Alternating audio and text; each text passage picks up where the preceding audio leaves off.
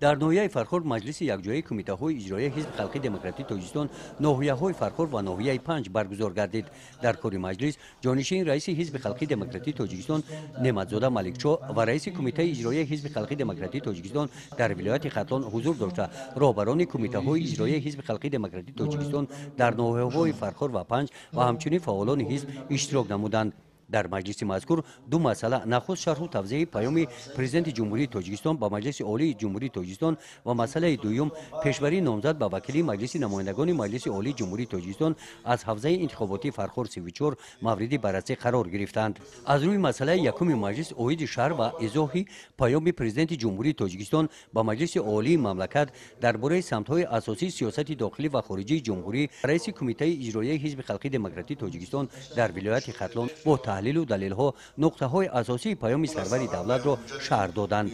از روی مسئله دوم روزنامه مجلس یکجایی کمیته‌های اجرایی حزب خلقی دموکراتیک تاجیکستان ناحیه‌های فرخور و ناحیه 5 خیرالدین زاده عزیزبک به صفت وکیل مجلس نمایندگان مجلس عالی جمهوری تاجیکستان از حوزه یک منطقه فرخور رقم 34 پیشبری گردید که پورا حدود ناحیه فرخور و ناحیه 5 را در بر می‌گیرد. در نتیجه آوازدهی پنهانی از میان کمیته‌های اجرایی حزب خلقی دموکراتیک تاجیکستان ناحیه‌های فرخور و ناحیه 5 و بعد به حساب گرفتن آوازها خیرالدین زاده عزیزبک یک دلانه به صفت نامزد به وکیلی مجلس نمایندگان مجلس عالی جمهوری تاجیکستان از حوزه انتخاباتی فرخور رقم 34 پیشبری گردید.